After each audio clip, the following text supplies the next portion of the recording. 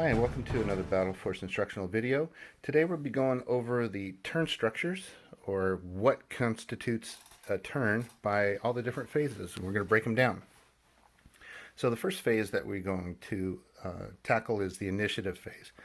And that's the basic who gets to go first and who gets to do what phase. And that happens before the start of every turn. And each player will face off and roll a dice and then add their modified initiative score to that dice roll, and whoever has the higher wins.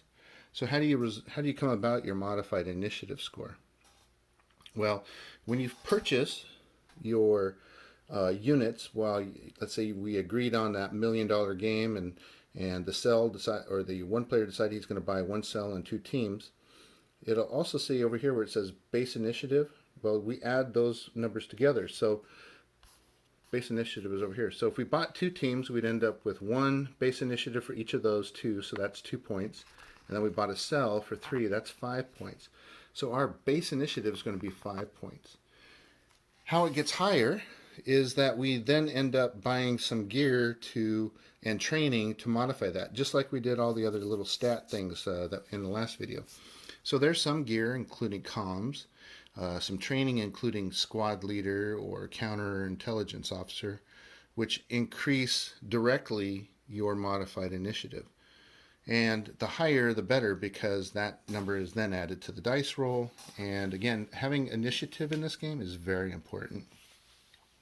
So that's basically how you gain and modify your initiative.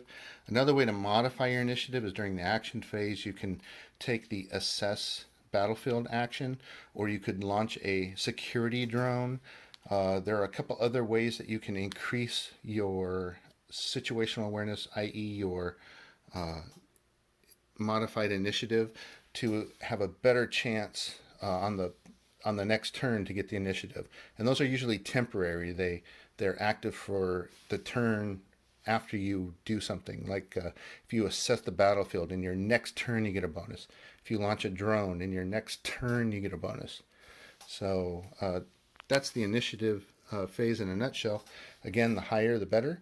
If there is a tie, then you use the reserve funds to secretly bid. You write down a max value of what you're willing to buy the initiative for. And if you have enough money in a reserve fund and you've made the higher bid, then you then win the initiative.